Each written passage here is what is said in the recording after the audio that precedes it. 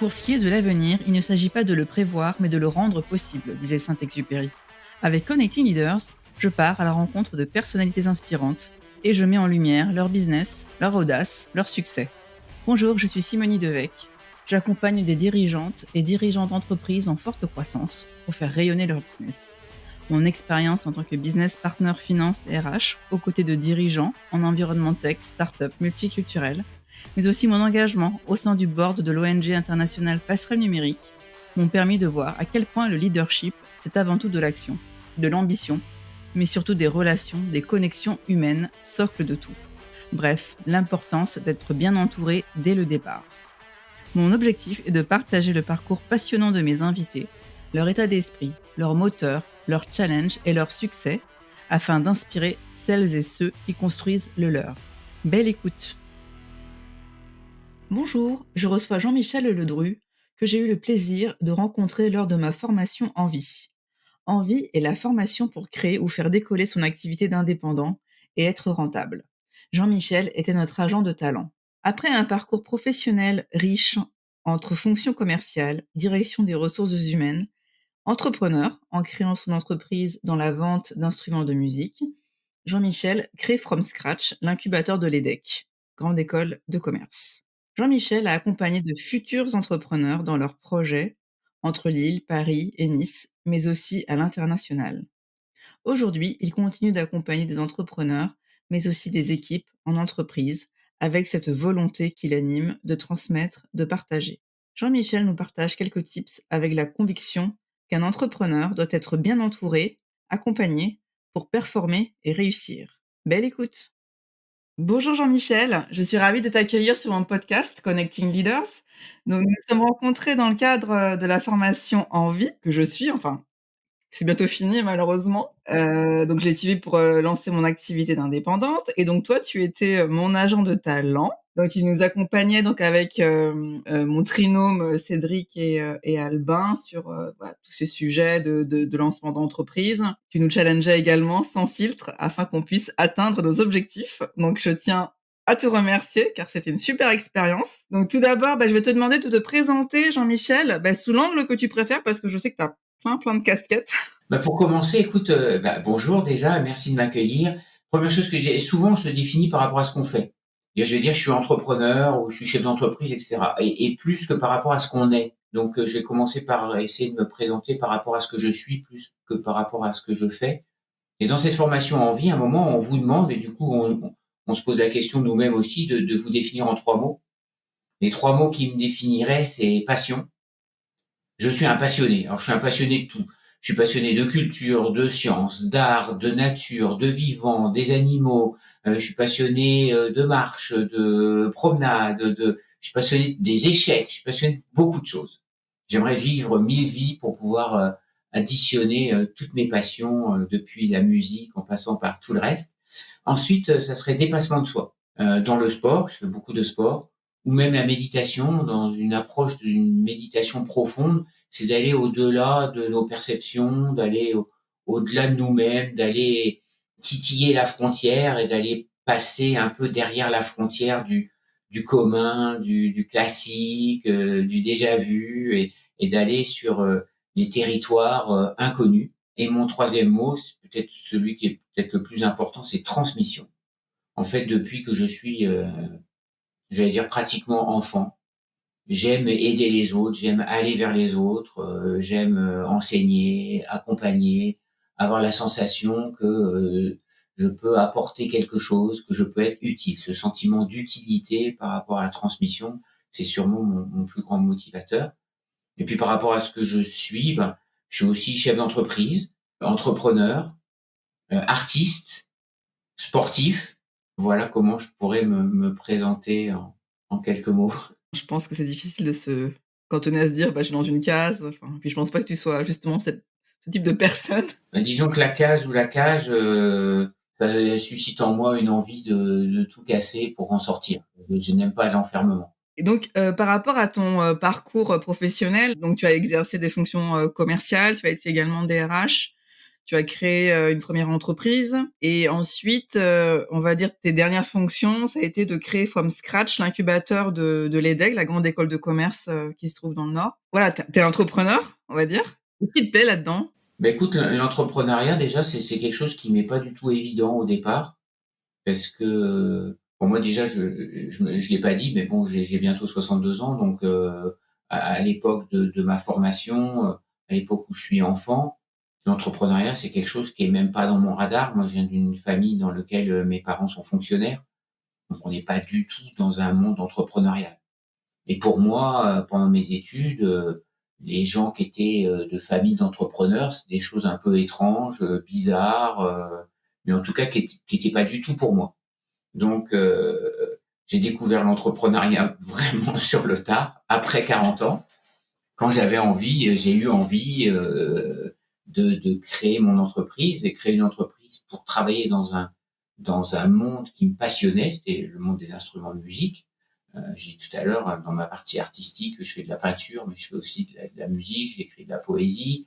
Et donc, dans l'univers de la musique, en vendant des instruments de musique, et puis d'avoir une entreprise, un projet qui était dans lequel je pouvais mettre en place mes valeurs.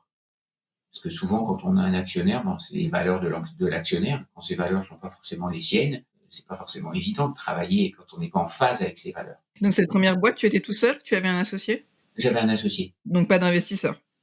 Si, on avait des investisseurs. On avait un investisseur un peu institutionnel qui avait investi dans notre entreprise. On était lauréat du réseau Entreprendre, auquel on avait un prêt d'honneur. Donc on avait quand même on avait un prêt bancaire. Donc c'était un projet qui était assez cher entre guillemets parce qu'on devait acheter du stock. Et comme personne n'aime financer le stock, on a besoin de faire appel à plein de sources de financement pour essayer d'avoir une vraie offre. Voilà, l'entrepreneuriat. Et puis ensuite, en rentrant dans le réseau Entreprendre, j'ai découvert d'autres entrepreneurs, j'ai découvert d'autres entrepreneurs avec d'autres projets. Assez rapidement, je me suis mis accompagner un certain nombre d'autres personnes de ma promotion du réseau Entreprendre. Et puis, quand il a été le moment un peu de penser à plier notre boîte qui fonctionnait pas comme on le souhaitait du tout, j'ai eu la chance de rencontrer le directeur de l'EDEC, Olivier Auger, qui voulait mettre en place une structure d'accompagnement des entrepreneurs. À l'époque, faut le dire, en 2010, ça n'existait pas, personne en parlait dans les grandes écoles, etc. C'était très, très novateur. Le campus de l'EDEC déménageait dans un nouvel endroit sur le campus incroyable de Lille. Et il y avait un endroit qui avait été dédié pour un incubateur, pour accueillir des entrepreneurs, des étudiants entrepreneurs. Et plus tard, c'est devenu aussi des étudiants diplômés, donc des alumni entrepreneurs. Et puis en 2010, ben, dans cet endroit tout vide, on a commencé à accueillir des personnes qui avaient des volontés de création d'entreprise. Et en 10 ans, on a mis en place un incubateur sur Lille, sur Paris, sur Nice, ouvert un espace EDEC à la station F à Paris. On a mis en place les bribes de ce qui devient un programme international en relation avec Berkeley, qui est concrétisé par les personnes qui m'ont succédé. Et accompagné des centaines de projets par an et près de 800 créations d'entreprises. Ça se passait comment en fait? Les personnes candidataient pour des projets, vous les aidiez à, On faisait toute une communication interne pour expliquer, dès l'arrivée des étudiants en première année, pour ceux qui avaient des idées de création d'entreprise, il y avait une structure qui était là pour eux, qu'on était là pour les accueillir, qu'ils étaient les bienvenus. Donc on avait toute une phase de communication interne pour nous faire connaître au sein de l'EDEC. Il y a quand même en tout pas loin de 10 000 étudiants à l'EDEC. oui, donc dès la première année, dès que tu intègres l'EDEC, tu sais que tu peux créer, enfin et te faire accompagner par l'incubateur? Exactement, dans l'intégration, tous les ans, on allait, c'était notre marronnier, on allait porter la bonne parole et faire un show devant les nouveaux étudiants pour leur dire, voilà, c'est possible d'entreprendre, leur donner des exemples de personnes qui avaient entrepris la première année et avec succès. Et puis derrière, effectivement, on les accueillait et on mettait en place autour d'eux une structure d'accompagnement qui durait jusqu'à 2 ans et plus pour ceux qui réussissaient, dans lequel on les voyait très régulièrement pour les accompagner. Voilà, et donc j'ai découvert le monde de l'entrepreneuriat, du coup, effectivement, l'écosystème de l'investissement. J'ai dirigé un programme académique pendant 4 ans à l'EDEC, un Master of Science en entrepreneuriat et innovation. C'est un programme international avec une centaine d'étudiants. Et on avait un voyage à San Francisco, dans la Silicon Valley de 10 jours tous les ans. Donc là, j'ai eu l'occasion de découvrir un peu la mecque de l'entrepreneuriat qui reste la Silicon Valley. J'ai eu la chance d'accompagner un programme d'Eura-Technologie de Lille en tant que coach qui allait aussi tous les 2 ans dans un programme d'Executive Education en entrepreneuriat à Stanford. Et donc, j'ai pu aller plusieurs fois à Stanford et être exposé, discuter, échanger avec des professeurs et des entrepreneurs de Stanford. C'était assez passionnant. Donc, j'ai découvert le monde, pour le coup, au sens géographique du terme de l'entrepreneuriat. Et grâce à ces voyages, grâce à mes étudiants qui venaient de 25 nationalités, et de voir un peu les différences culturelles qu'il y a entre les différents pays sur l'entrepreneuriat et les tendances de fond qu'on retrouve aussi un peu partout dans le monde occidental. Parce qu'il faut bien préciser, le monde occidental, l'entrepreneuriat ailleurs, c'est différent. L'entrepreneuriat en Chine, c'est pas tout à fait la même chose que l'entrepreneuriat aux États-Unis, par exemple. Et donc tu as accompagné des entrepreneurs, tu as vu naître des projets, bon, tu as dû en voir qui n'ont pas pu naître ou qui ont échoué. Qu'est-ce qui fait selon toi qu'un projet marche mieux? Les ingrédients, de base à ce succès, enfin, de ce que tu as vu? C'est une grande question qu'on pose très souvent, auquel il est extrêmement difficile de répondre, parce que si on craquait la réponse, en fait, si on trouvait la réponse, en fait, il suffirait de dire, tiens, on a les ingrédients, on a la recette, et boum, ça réussit, ça réussit pas. Moi, si j'étais capable de faire ça, j'ai toujours dit, je serais hyper riche, parce que j'ouvrirais un bureau à New York, et je dirais, vous venez, vous me présentez votre projet, je vous dis si ça marche pas, avec 100% de chance de réussite, et je prends 10% de vos parts. Et j'ai toujours pas ouvert mon bureau à New York qui fait ça. Pourquoi? Parce que c'est un peu compliqué de trouver. Moi, j'ai vu des projets et des porteurs de projets qui sont venus me présenter leur projet la première fois, et j'aurais franchement pas parié dessus et ça marchait. Et au contraire, d'autres sur lesquels j'aurais plutôt parié et sur lesquels ça marchait pas. Donc, alors, on peut dire que c'est parce que j'ai un très pauvre jugement, ce qui serait effectivement une des possibilités, et c'est la réalité aussi. Maintenant, on sait un certain nombre des ingrédients qui sont nécessaires, mais ils sont pas forcément suffisants. Par exemple, dans un projet tech, les investisseurs n'investissent pas s'ils sont pas deux, un business développeur et un tech. Or, il y a des projets tech qui arrivent à se développer très bien avec un seul tech ou avec un business développeur.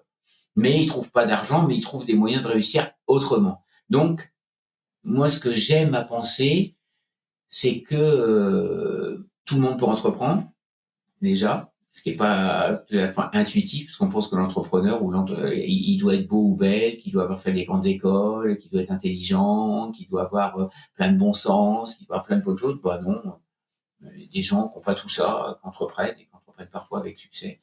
Pour reprendre ta question, comment est-ce qu'on décrypte un projet pour voir s'il a la possibilité de marcher? Il y a plein d'ingrédients, mais la première chose, c'est effectivement, est-ce qu'on répond à un vrai besoin? Ou est-ce que on crée un projet parce que ça nous plaît? Et encore une fois, c'est pas parce que on répond pas forcément immédiatement à un besoin, mais qu'on fait un projet qui nous plaît, qui marche pas. Mais un vrai besoin connecté à une réalité du besoin du client. Ça, je pense que c'est important. Après, c'est plus, je pense que le projet, on dit souvent, ce qui est important, c'est pas l'idée, c'est l'exécution. Donc décrypter une idée, ok, mais c'est surtout si l'idée elle est très bien exécutée, il y a quand même de grandes chances que ça marche, plus que l'idée en elle-même. Donc on dit souvent ne te focus pas trop sur ton idée, mais plus sur la façon qu'on a de l'exécuter. Et là, du coup, l'exécution dépend vraiment de la capacité de l'entrepreneur ou de l'équipe autour de lui ou des fondateurs à être capable de parfaitement exécuter très bien, très vite leur projet. Quand je dis très bien, très vite, la notion de temps est importante. Tu le sais, tu l'as entendu, moi, il y a deux énergies en création, il y a le temps et l'argent. Et le plus important est souvent le temps plus que l'argent. Parce qu'effectivement, on se focus beaucoup sur l'argent à tort, alors que souvent le temps est plus important. Pourquoi? Parce que le time to market est important. Si on arrive à lancer un projet en 3 mois et que dès 3 mois, on commence à voir comment ça fonctionne, bah, c'est bien mieux que d'attendre 18 mois à développer un outil pour le créer. Donc, allez vite. Allez vite, allez bien, très bien exécuté, et pour ce faire, être très bien accompagné. Pourquoi? Parce qu'il n'y a pas de performance sans accompagnement. Et je dis pas ça pour vendre ma tambouille parce que je fais de l'accompagnement. C'est parce que bah, je suis aussi sportif et il n'y a aucun sportif. J'en cherche, j'en trouve pas. Il n'y a aucun sportif de haut niveau qui est tout seul. tous les sportifs de haut niveau ont un coach et souvent plus qu'un coach, ils ont une structure autour d'eux. Ils ont une structure de préparation physique, parfois ils ont un préparateur mental, ils ont ensuite, effectivement un coach technique, parfois 2 coachs techniques. Ensuite, ils ont effectivement un manager qui s'occupe de leur business, parce que s'occuper de leur business, c'est des distractions et du temps qu'ils peuvent pas consacrer, parce que leur temps est consacré à la performance. On se dit, si ces sportifs qui sont dans l'ultra performance, ils sont coachés, pourquoi est-ce que l'entrepreneur qui veut être dans l'ultra performance à son niveau, bah lui, il pense qu'il devrait réussir seul. Entreprendre seul et penser réussir seul, je pense que c'est une vraie bêtise pour le coup. C'est une erreur d'appréciation qui vient un peu de notre éducation. Il faudrait réussir seul et puis beaucoup souffrir et puis beaucoup galérer, etc. pour que le succès soit encore plus prestigieux, retentissant et magnifique. Moi, je pense que la personne qui a réussi et qui a beaucoup souffert parce qu'il était tout seul et qui a beaucoup galéré, moi, c'est un peu une bêtise, quoi. Il aurait mieux fait de s'entourer, d'aller plus vite et d'être plus heureux dans son projet plutôt que de souffrir. Le sang, la sueur et les larmes, c'est bien, mais bon, Après parfois quand on commence, qu'on n'a pas forcément les fonds, enfin, peut-être parfois aussi on se dit que ça peut ouais, c'est un coût, mais voilà, sans voir vraiment le réel bénéfice, tu vois ce que je veux dire? tu vois, ça a pas forcément un coût. Tu es lauréat du réseau entreprendre, tu as un accompagnateur, ça te coûte 0, quoi. Le gars, c'est un chef d'entreprise qui va t'accompagner pendant une période d'1 an gratuitement. Il y a des tas d'entrepreneurs qui sont prêts à apporter du soutien. C'est pas forcément avoir un coach au sens où coach payant qu'on a, c'est avoir un faisceau de personnes autour de soi qu'on peut consulter, qu'on va consulter, sur lesquels on a des processus de consultation pour Oui, ça peut valider. être un mentor, enfin, il y a différents types de voilà, être bien entouré, en f Ça peut être un mentor, c'est une question d'être entouré, mais entouré avec un but, entouré avec un objectif. Tiens, j'ai un mentor, j'ai quelqu'un qui m'aide, que je peux appeler si j'ai un coup de mou. Et puis j'ai quelqu'un d'autre que je peux appeler plus pour valider des options de business. Et puis, alors ça peut être la même personne, mais ça peut être 2 personnes différentes. Donc je pense que s'entourer, être accompagné, c'est vraiment pour moi, un des vrais facteurs clés de succès. Après, c'est très différent en fonction des projets et cetera. Mais bon, il y a entre un projet B2B, un projet B2C, un projet purement digital, un projet tech, un projet de retail, un projet, physique, ou un projet solo, il y a plein de choses qui vont rentrer en ligne de compte sur les facteurs clés de succès. Donc aujourd'hui, tu accompagnes, toujours, des dirigeants, des entrepreneurs, mais également des équipes, tu m'avais dit. Est-ce que tu vois des problématiques qui reviennent, des problématiques un peu récurrentes? J'en vois et puis c'est parce que je les vois que je les adresse en même temps quelque part. Parce qu'on dit répondre entreprendre, c'est répondre à un besoin. Donc moi, j'accompagne des gens, il faut que ça réponde à un besoin. Donc j'ai un double besoin, le besoin d'accompagner le dirigeant, le chef d'entreprise dans une idée un peu moi je suis pas coach, hein, c'est pour ça que je préfère parler d'accompagnement parce que j'ai pas envie de me présenter sur quelque chose sur lequel j'ai pas de crédibilité, en tout cas d'études et cetera.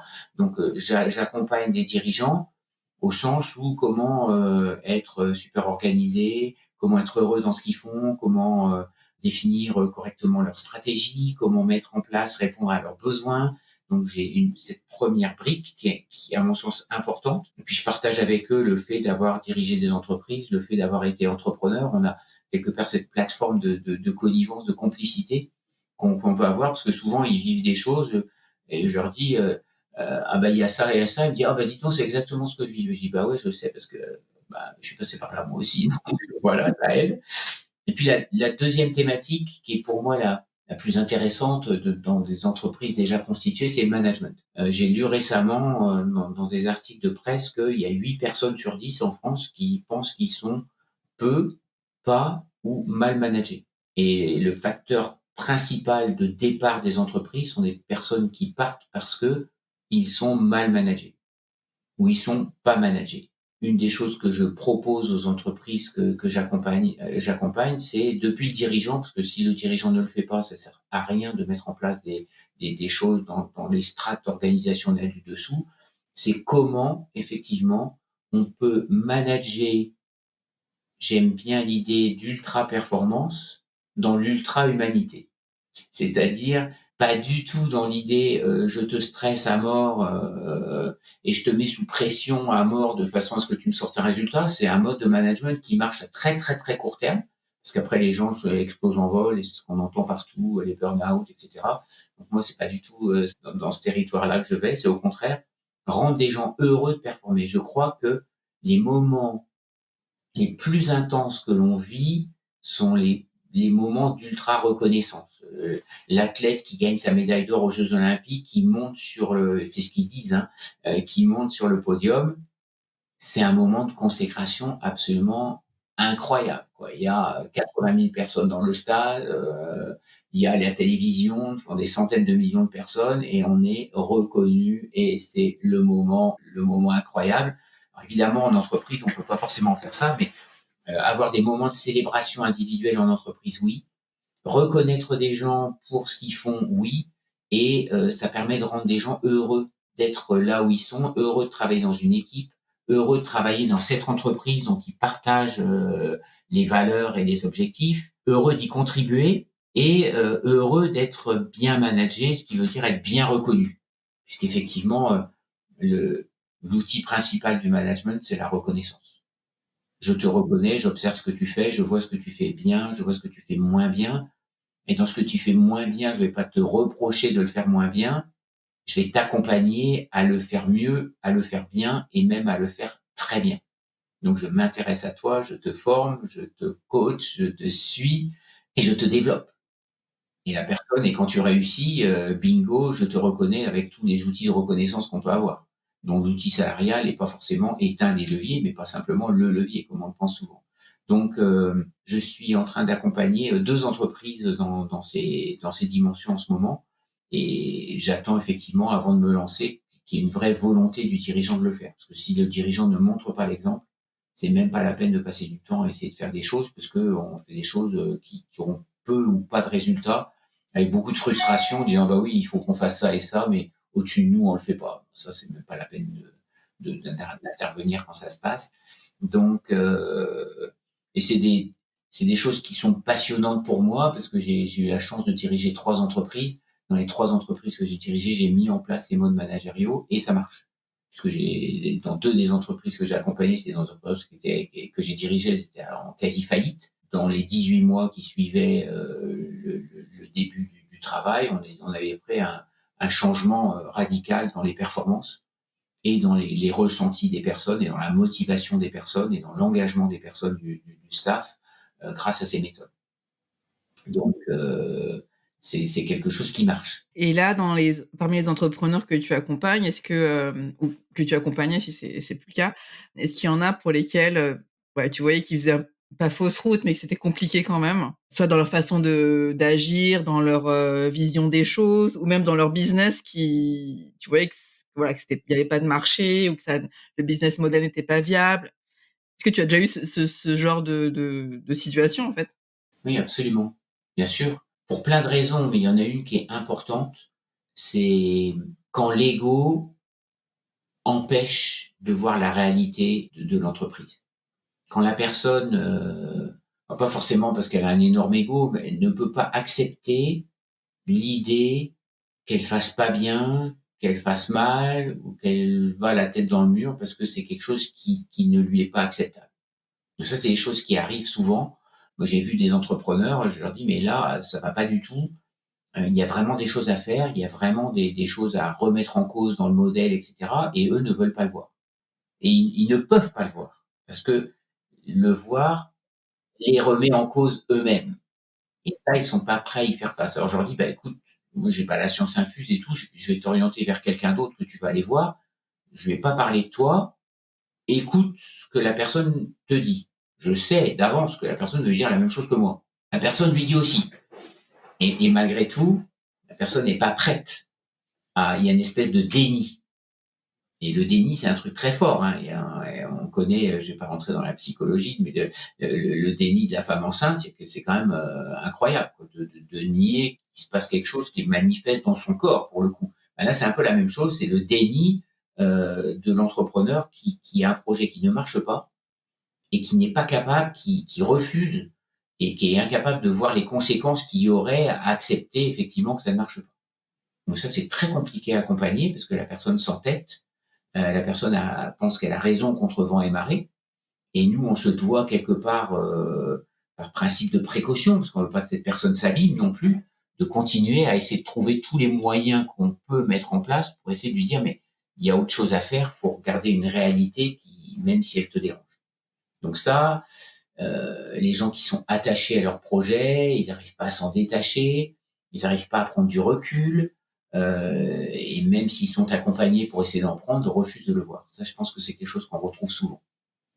J'ai vu plein de podcasts et j'écoute aussi des podcasts comme le tien, qui est très bien d'ailleurs, de personnes qui disent qu'il ne faut pas s'attacher émotionnellement à son projet, ce qui est pas faux. C'est très difficile de se détacher émotionnellement d'un projet concret, mais en même temps, quand on est attaché, bah, effectivement, on a tous les affects qu'on porte sur notre projet qui seraient la même chose que ceux qu'on porterait sur un conjoint.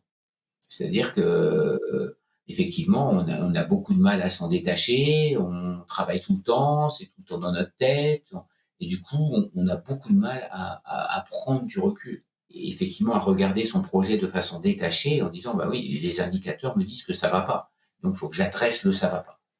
Donc ça, pour répondre à ta question, c'est quelque chose qu'on voit quand même vraiment souvent. Mais qui peuvent, enfin, je veux dire, c'est pas non plus, ça peut arriver, mais c'est pas perdu. Je veux dire si la personne, accepte et puis reçoit, tu vois? Mais après enfin, je comprends que ça peut être difficile, tu vois? Mais, Ça évolue, mais la culture c'est cette culture qui dit, quand on échoue, et c'est pas bien et on porte ça comme un boulet toute sa vie et cetera. Il y a encore ça qui est très fort dans notre culture.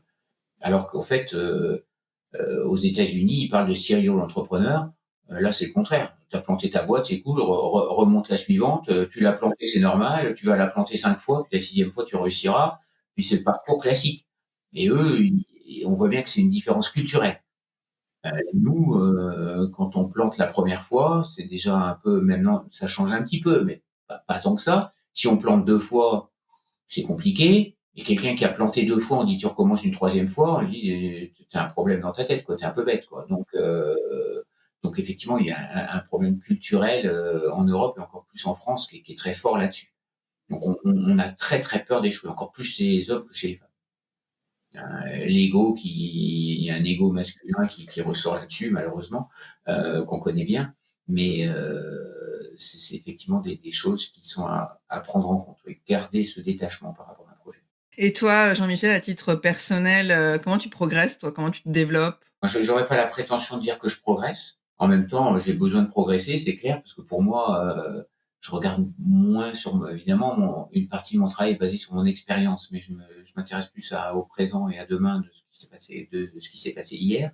Alors moi, je suis curieux de tout. Donc, j'ai la chance d'avoir un petit chien que j'adore, que je promène presque 2 heures par jour. Ça fait 2 heures de podcast par jour. Donc, j'écoute des podcasts sur plein de choses. Ce matin, j'ai écouté un podcast du Collège de France, sur, la lumière, dans la partie quantique de la lumière, dans la partie physique de la lumière, dans la partie philosophique de la lumière, qui était absolument passionnant. Donc j'écoute des podcasts de philosophie, de sciences beaucoup, de performance sportive aussi, de musique aussi, parce que j'ai une passion pour la musique classique. Je lis beaucoup. Je lis la presse tous les matins. Tous les matins, en prenant mon petit déjeuner, je balaye, toute la presse française et internationale. Donc ça fait aussi partie des choses qui m'aident à mapper un peu le monde dans lequel on vit, qui est complexe et qui a besoin qu'on le regarde sous plein d'angles de vue. Je lis pas mal de livres aussi, heu, depuis que depuis toujours, hein. J'ai une grande passion pour la littérature, donc pas mal de livres et puis apprendre de tout, écouter, j'apprends beaucoup des autres. Parce qu'en fait, accompagner, c'est beaucoup écouter et du coup aussi beaucoup apprendre. On transmet, mais tu parlais tout à l'heure du programme Envie et des 2 personnes, avec lesquelles tu es et que j'ai la chance d'accompagner. J'apprends aussi beaucoup de vous. Donc plus on rencontre de personnes, plus on enrichit son expérience humaine personnelle de celle des autres. Donc voilà un peu comment en tout cas, je suis sur mon chemin d'essayer de mieux comprendre, de mieux appréhender, de regarder la réalité sous le plus grand nombre de points de vue possible pour regarder où est-ce que moi je me positionne, tu vois, dans des sujets d'actualité comme le grand sujet du moment sur les retraites en France. Je pense que c'est important de regarder l'opinion du chef d'entreprise, l'opinion du député, l'opinion de la personne qui manifeste, l'opinion de la personne qui est en colère, d'essayer de comprendre tout D'un ça. entrepreneur, indépendant, qui se lance, qui Exactement, pour se faire une idée l'idée de la question et de dire finalement, bah, moi, qu'est-ce que je pense de cette question et où est-ce que je me situe par rapport à ces débats? Moi, c'est quelque chose qui me paraît important.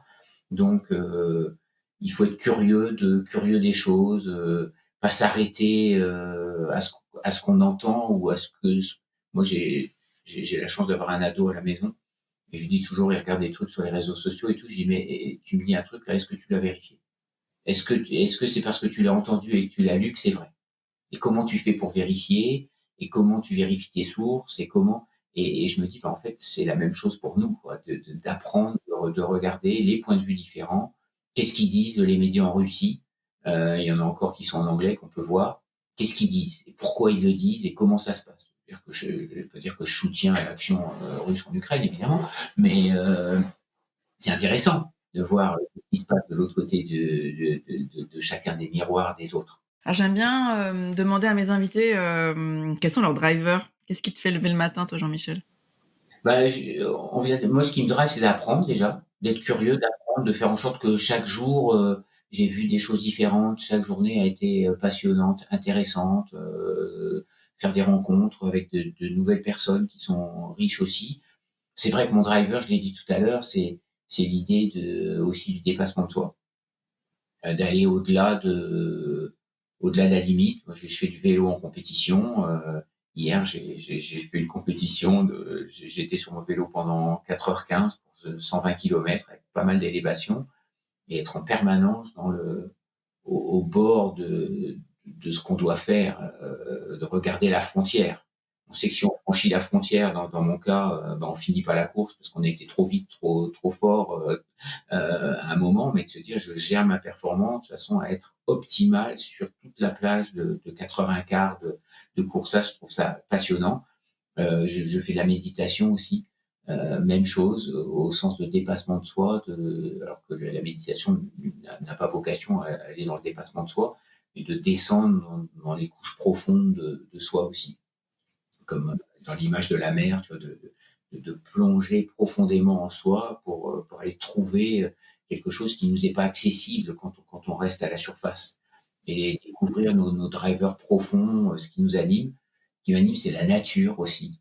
Je suis passionné tu vois, le matin, en ce moment, j'ouvre ma fenêtre et il y a un merle qui chante, qui est posé sur une antenne télé et il chante le matin et c'est un enchantement de le voir, s'enchanter de la nature. En faisant beaucoup de vélo, j'ai l'occasion d'être beaucoup dans la nature, dans l'arrière-pays niçois, je vis à côté de Nice, d'être au contact de la nature, et encore une fois, le driver de dire, s'il y a quelqu'un qui me dit, «Grâce à toi, ça va mieux» ou «Grâce à toi, j'ai compris» ou «Grâce à toi, mon projet va mieux» et cetera. Le sentiment d'utilité, c'est peut-être mon driver, ultime.